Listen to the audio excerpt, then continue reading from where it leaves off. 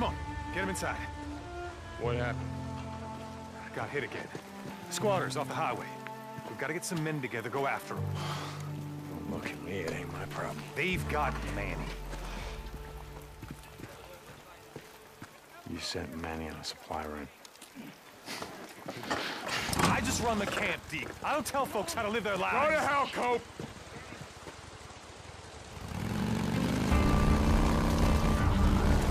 Oh! Out of the way! Oh! Hey, man!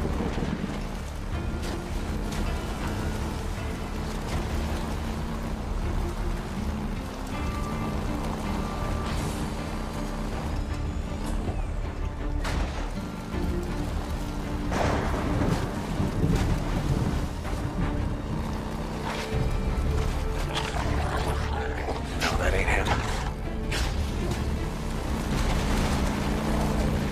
Oh, come on. Oh, crap. Come on, come on! Son of a bitch.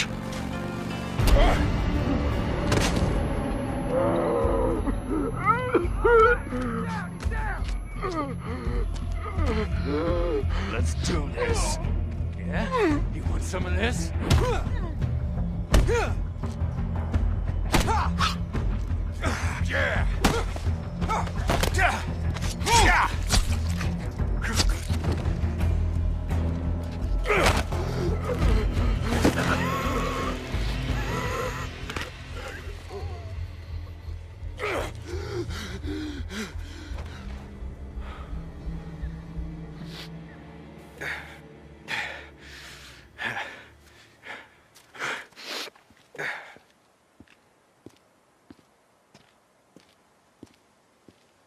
That's Manny's bike.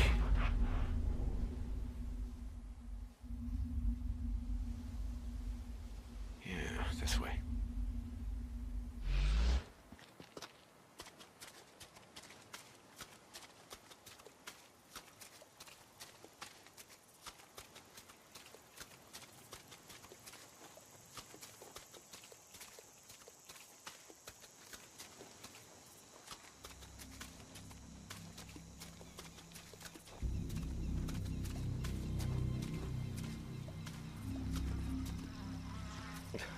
Ugh.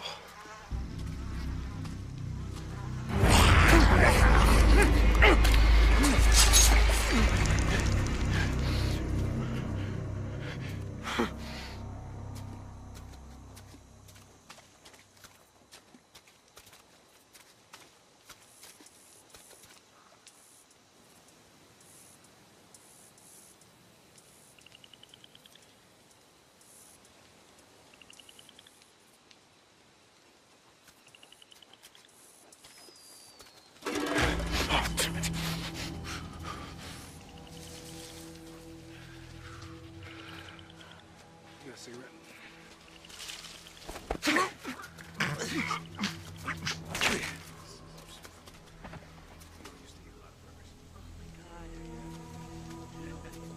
What the hell is wrong? Why do you have... You always have a bad attitude. I have a bad attitude. Yeah, you have a bad attitude. Just don't talk. Okay. Yes, better if we just don't. Yo, where you at, man? Hey, shut the hell up. Shh, make it too much goddamn. He's not being that loud. You shut the hell up. Thank you, you shut up. Okay, shh. I want all of you to shut the hell up. What is your problem? Oh, shh. There's something out there. Just a Stop! God! No, my leg!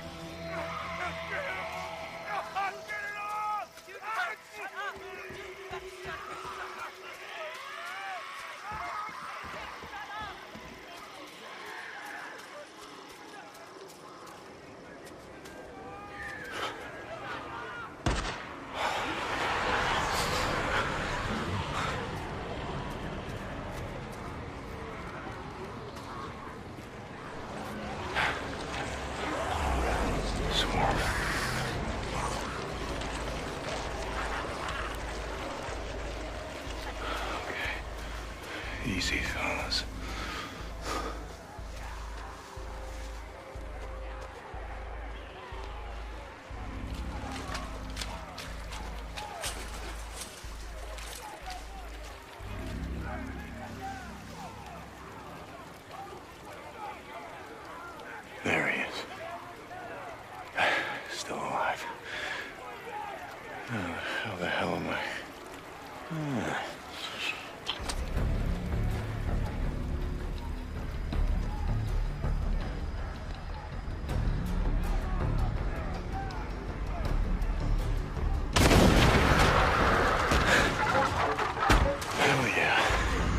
Forget it. Dinner time.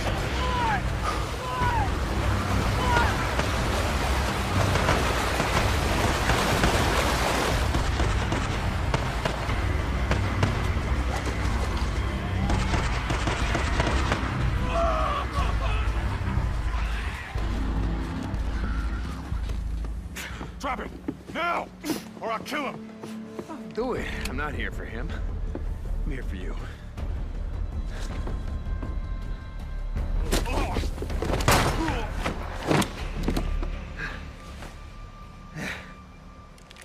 Oh, God. Deke. Hi, Manny.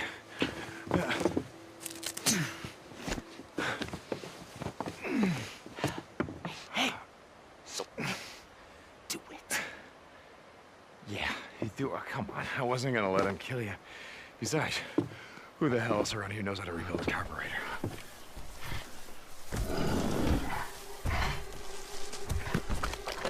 Okay. Just back up. Nice and slow. Don't make a sound.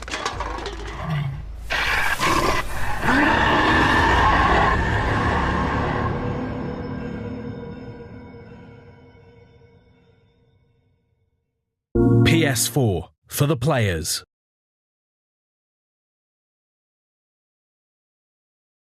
Player learns these, he's going to be able to use that kind of context as one of he's going to play that's part of his strategy for how he approaches any encounter. Gotcha. But definitely sound, right? Because like you saw in the media showcase demo, Deacon, put down this bear trap and then kind of snuck off. Right. And in our alternate path demo, he doesn't do that. So he actually kind of goes around and watches what happens when this Marauder goes into the bear trap, and you hear this gunshot on the media showcase demo. If you look at our alternate path footage, you'll see that one of the Marauders actually shoots the other Marauder in the head because he's making too much noise. Oh, wow. Right? So yeah, so it's a pretty harsh world, but that sound traveled, and sound is something that can be really, really dangerous. Gotcha. That's very interesting. That's very interesting. Yeah, I did notice once the bear trap was down and the guy stepped in it, you saw the freakers running. Yeah. It's like they heard it screaming. You heard them screaming. This is looking good. I didn't see all of this footage. I was kind of a little distracted last night during the showcase, but one of the things I really like about this game is it's, we see a lot of open world games out there. It's certainly like a popular genre, but right. This one, the feel of it is different. It feels more improvisational. I think is the word I'm going for. Absolutely. Our crafting system, I mean, it's really inspired by, kind of the do-it-yourself mentality where, we all feel thrilled when we make a repair to our car or our house with duct tape and a couple of loose screws, and we feel really good about it. That's Deacon. He's making use of everything he can find in the environment, and they have to scavenge and search for things and employ them in really clever ways. And he has to do it. He has to do it to survive. So like you see right here, this is the same clothesline that Deacon ran into, and in this demo, the runners aren't chasing him, so basically he has the opportunity to see the ambush before it happens, goes around it, comes up behind them, and takes those guys out from behind. Right. So, to your point. And then he strangles them with their own clothesline, too. Yeah, exactly. Right. So he makes use of the whole buffalo. And it's a dynamic event. That can happen. You can be out in the world doing a job or a mission, and then suddenly you've got Marauders that are ambushing you on the highway, and it's a dynamic event. There's no way to predict when it's going to happen. You just got to pay attention. Well, is there more than just like a clothesline in the middle? Do they find more ways to ambush you? Yeah, it's a dangerous world, and it's something where the Horde is dangerous, freakers are dangerous, but so too are humans because they're cunning and clever, and they too are using everything they can find to employ against their enemies. And let's just say clothesline is one of many things. We'll get into it at a later date. Okay. Now tell me a little bit about, maybe a little bit of the backstory about why these freakers are being hung up like this. Is that like a defense mechanism? Is it? Yeah, absolutely. Yeah, so what they do is we call it the meat wall. And what they'll do is, like in this case, they have a bear trap under this dead freaker corpse. And what they'll do is they'll put a trap under it, and then those other freakers are attracted to the meat. So they're all hungry all the time. That's what happens, evidently, if you become a freaker. But they hang up the meat walls again. It's kind of like a wall to protect the encampment. So you can always tell when you're coming close to a Marauder camp because you'll run into these kinds of traps. Yeah, they had all kinds of defenses too. I mean, the first thing Deacon did was trip over that little thing in the tin cans, and that's what drew the first guy out, which is why he'd think on his toes, scramble for a bush, and then wait, and then kill the guy when he came by. Right. And again, in the alternate path that we're showing, it's something where if the players are thoughtful and if they take time, they don't just rush into things, they're going to be able to employ a different analysis of the terrain. They're going to be able to look for these things and see them. And that's how he sees a clothesline. And when the players are careful and cautious and assume the world's dangerous, they can turn the tables on the bad guys using the same tools that they're using against the player against them. Yeah, so like what you're seeing now is part of the alternate path. Changed up the time of day, changed up the weather. Okay, now, I was going to say, I didn't remember this from the show. Exactly, Yeah. because it's colder now, more freakers are coming out, so freakers are stronger when it's cold out. So you interesting. really got to be careful when it's snowing. Also, the bike handles differently. It's like if you'd seen the earlier part when Deacon's trying to ride his bike through the snow, it's very, very different. Oh, this is really cool. I didn't realize. Interesting. So here's your meat wall, right? The meat wall there. Yeah. That seems like a pretty smart move, if I'm honest. Yeah, yeah. But yeah, look at this, a beautiful looking game too. And I know you guys are digging into the PS4 Pro as well as you make this title. This is one that's been shown off a number of times. Right. I know you have HDR. Tell me a little bit about like working with PS4 Pro as you develop the game. Well, the biggest thing is just the resolution. So dynamic 4K, and if you get a chance to see this thing on a 4K monitor and HDR. Oh yeah. You know, and HDR is honestly to me the most impressive thing because it really sort of simulates what the human eye can see. The gamut of colors is just amazing. So watching it in 4K HDR is something you have to do. It's beautiful enough without 4K, and then right? you add that to the mix, and it's mind blowing. Yeah. Right. You know, one thing that stands out to me about Days Gone, you know, amongst the other Undead games out there, is that you can get so many zombies on the screen in this thing, or freakers on the screen at once. So can you tell us a little bit about how you guys went about making that happen and just getting so many freakers on the screen at one time? Was that a technical feat for you guys? Oh, absolutely. So we have a really, really talented team. Some of our engineers and artists and designers and audio and everything, but I think we have we have this one engineer that's literally I've been at Sony for 20 years. Chris has been there like 26 years. Wow. Right. And this other engineer has been there like 23 years or something. And he does all of our physics. And he really, really, really worked hard to make sure that we could have as many freakers on the screen as we can. And last year's demo was no joke. Right. We had 300 active on screen at once. Wow. And the overall horde for the Sawmill, we were managing something like, how many did you say it was? Killed 1,000. It was 1,000 freakers. Yeah. Whoa. And then 300 more showed up at the end too. So. Yeah. So it's pretty impressive. So we're even impressed by it. What do you do when you're confronted by that many freakers and in this game? I mean, we saw last year's demo. I'm not sure that ended so well. That seemed like a pretty desperate ending. Yeah. Well, what do you do? What could be an effective technique for getting out of that? Weaponize them, like we saw in the demo, them, right? Where so that wasn't actually a horde; it was a swarm, a smaller. Okay. Horde. One in this E3's demos. Yeah, in this year's E3 demo. So it's something where you can even weaponize the larger horde as well. But it's something where it's a threat to you. But if you're smart and you don't just rush into everything, you can stop and contemplate how you can utilize every weapon and every enemy and the environment against each other as part of your tool set. And I think the short answer is until you have progressed, because this it's like taking on a swarm is something you can probably do pretty early in the game. The horde encounters are probably later in the game, and you just do what Deacon did last year. The shortest answer is run. When you run. Get up to a tall place. That won't save you, but it might buy you a few seconds. Yep. Well, you saw in the demo at the showcase that the Deacon looks over this fence and he sees a horde down there. Right. Probably that's not the smartest thing to do. Would be to run down there. Yeah. And mess with them. You just don't want to do that. Yeah. Speaking of hopeless endings, there was a freaked out bear. Oh yeah. At the I end was going to go into that. Yeah. So what other types of creatures are we going to see in that state? Well, last year we saw the horde. Right. We saw swarmers. We saw the newts, which are adolescents when they were infected. We saw regular wolves, right? This year we're showing the Rager Bear. That's what we call it, is the Rager. Bear. We saw runners. So runners are infected wolves. And those are the ones that, Deacon kind of ran across, and gnawing on somebody's corpse, and then one of them chased him. And the thing about runners is they can outrun your bike. And if they catch up to you, they will knock you from your bike. So it's another example of dynamic events that happen in the world that make the world dangerous all the time. Wow. Such a cool game you guys are making. It's really inspired. I think it's got a lot of cool mechanics to it. And it's just kind of a fresh take on the open world genre. So what would you say you're most proud of as you work on the title? Yeah. Myself, I'm most proud of the way that our humans are evil. The way that they lie in wait and they want to ambush a player, and they themselves are doing anything it takes for them to survive, and it just comes at the cost of our hero. But humans are mean, and we're resourceful, and we do twisted stuff. And this clothesline is just kind of the beginning of the things they're doing that the players. We never want the player to feel complacent when he's riding his bike down the road. There's all kinds of ways for him to be disrupted, knocked off that bike, and it's just because we're kind of breaking what I call the design rules the conventional design rules, and that you don't do that to players. You don't knock them off their bike. You let them, they've earned that.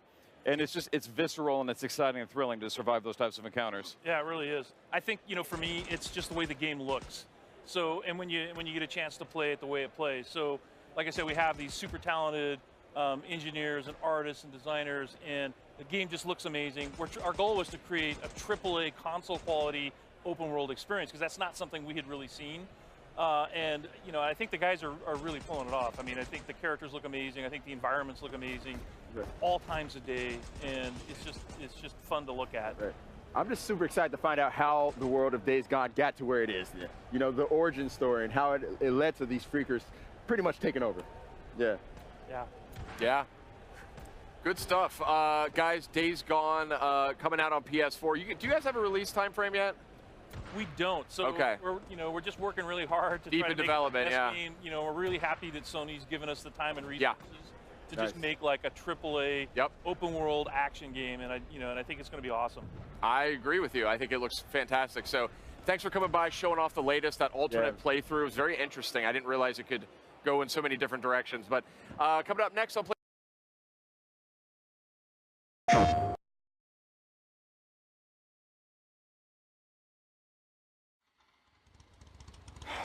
He's headed to the old sawmill. Going in after him. It's gonna be dark soon. When does that ever stop me?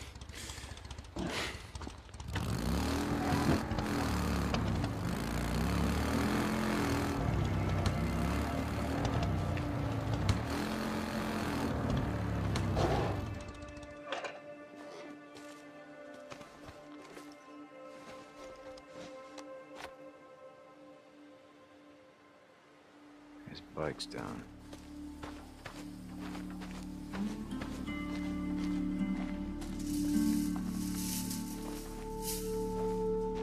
All right, Two Dog, where the hell are you?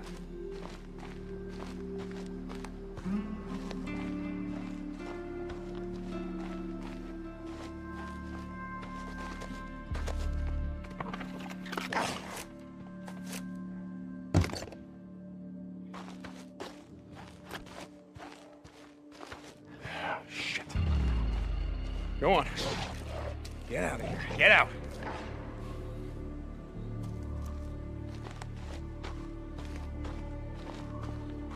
Well, that ain't him.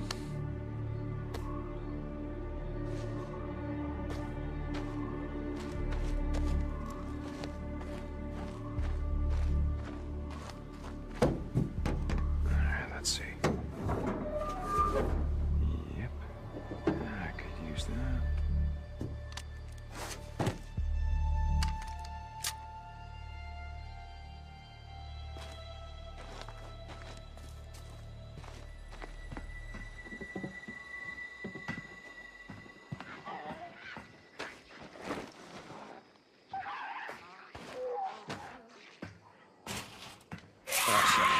Oh, shit.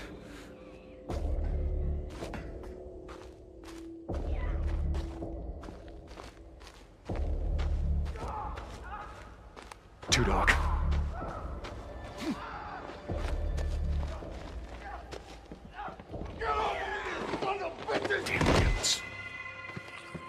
Two Dog! Damn it!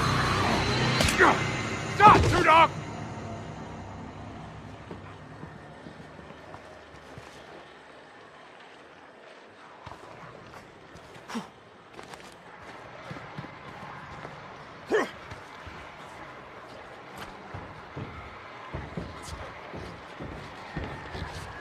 Look around, brother! You know how this is gonna end.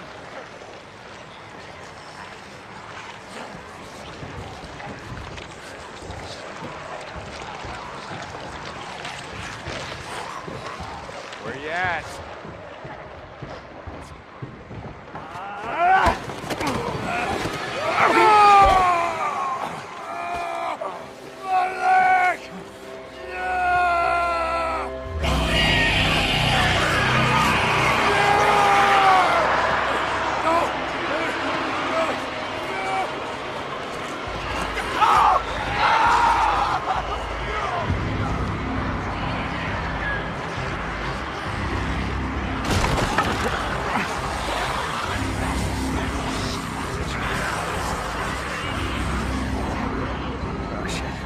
Oh, shit. Come on!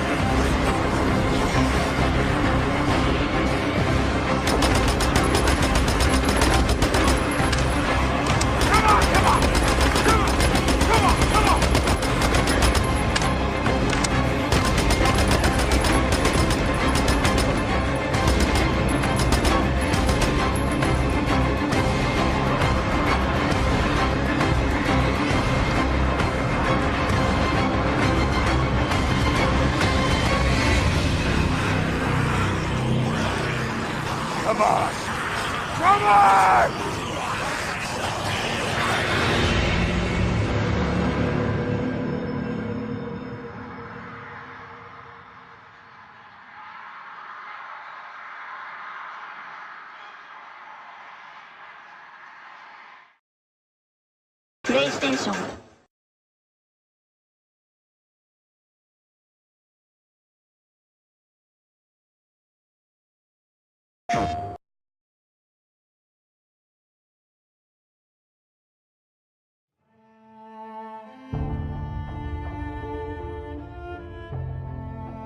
Someone asked me once if I remembered how it all went down. As if it happened so long ago that anyone could forget. So yeah, I remember. I remember when our homes and our towns turned into graveyards. When the wilderness became our only hope for survival. I remember when the planes fell out of the skies. When the trains stopped running. When the turbines shut down and the world went dark. I remember when they put up the razor wire like it was gonna stop anything. And the feds ran out of body bags. Dig, rope. And some of us sort of lost our minds. I think it's dead. Some lost more than that. Much more. I remember when we lived by a code, when brotherhood meant something, and living meant more than surviving. Goddamn liar! So yeah, I remember how it all went down. I don't give a damn about any of that. You know what I remember most? Riding the open road. The smell of your hair. The touch of your skin. I remember you. But those days are gone. Now I'm a drifter, a bounty hunter, a mercenary. And for me, the broken road is all that's left. But I'll always remember.